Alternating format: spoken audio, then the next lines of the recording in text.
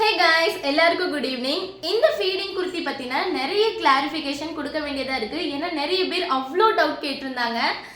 அதாவது இது எத்தனை லேயர் குர்த்தி, இது எத்தனை மீட்ரு, நீங்க எவ்வளோ மீட்டர் யூஸ் பண்ணீங்க, இந்த கிளாத் எங்க வாங்குனீங்க அப்படின்னு. இது வாங்கலைங்க, சென்னையில இருந்து மகான ஒரு சிஸ்டர் வந்துட்டு மீசோல இருந்து டைரக்டா கொரியர் போயிட்டு விட்டுருந்தாங்க. இது மொத்தம் வந்துட்டு 5 மீட்டருமே நாங்கள் அவங்களுக்கு மட்டுமே யூஸ் பண்ணி இந்த 3 லேயர் ஆமாம் 3 லேயர், அதாவது கால் வரைக்கும் இருக்கும். அவங்க கொஞ்சம் ஹைட்டாக இருப்பாங்க. ஸோ 53 இன்ச்சஸ்ஸு 54 நினைக்கிறேன், கால் வரைக்குமே அவங்களுக்கு இருக்கும். அதில் வந்துட்டு அவங்க இது ஷார்ட்டாக வந்துட்டு கொஞ்சம் ஸ்லீவ்ஸ் வைக்க சொன்னாங்க. அது மட்டும் இல்லாமல் பின்னாடி ரோப் வச்சு இந்த மாதிரி டேசல்ஸ்லாம் வந்துட்டு கொடுக்க சொன்னாங்க. நெக்ஸ்ட் வந்துட்டு பார்த்தீங்கன்னா இந்த பாம்பாம், அதாவது நெக்கு கிட்ட இந்த பாம்பாம் மாதிரி வைக்க சொன்னாங்க. எல்லாத்தையுமே வச்சாச்சு. அண்ட் வந்துட்டு உள்ள அந்த பிசரெல்லாம் வெளியே வரும் இல்லையா, ஸோ அதுக்காக நீங்கள் என்ன பண்ணுவீங்க அப்படின்னு சொல்லிட்டு நிறைய பேர் கேட்டிருந்தாங்க.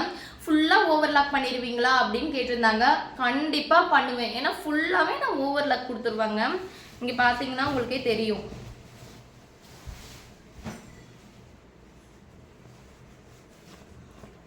பார்த்தீங்களா, ஸ்லீவ்ஸ்க்கு எல்லாமே நான் வந்துட்டு full overlock, side and first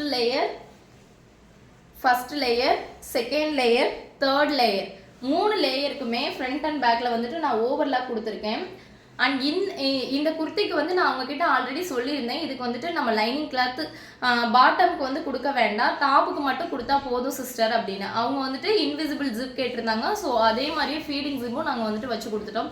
so இந்த ஒரு வீடியோலேயே நீங்கள் கேட்ட அத்தனை கொஸ்டினுக்கும் ஆன்சர் வந்துருச்சுன்னு நான் நினைக்கிறேன். So thank you.